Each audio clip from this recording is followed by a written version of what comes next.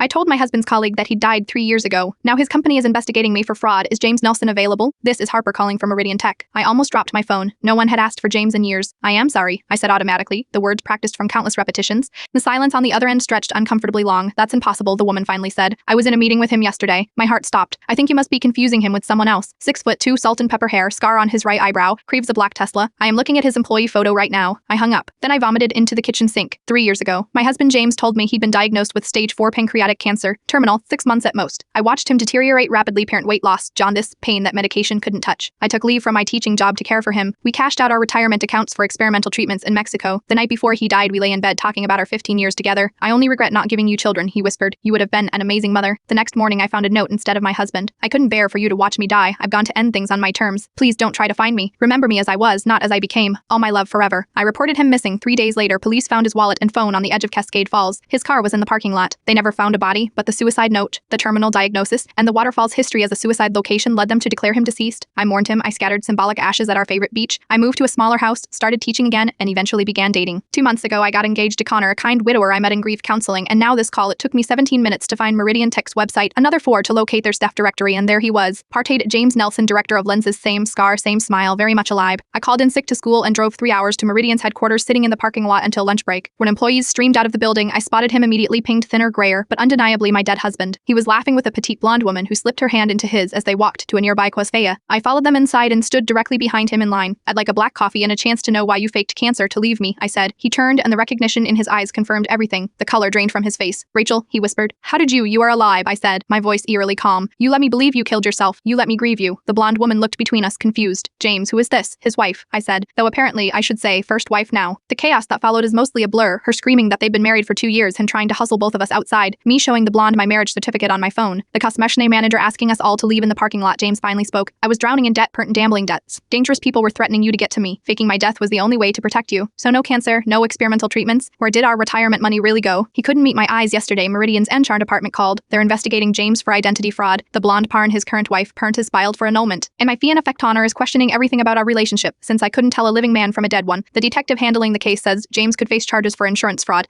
identity theft, and false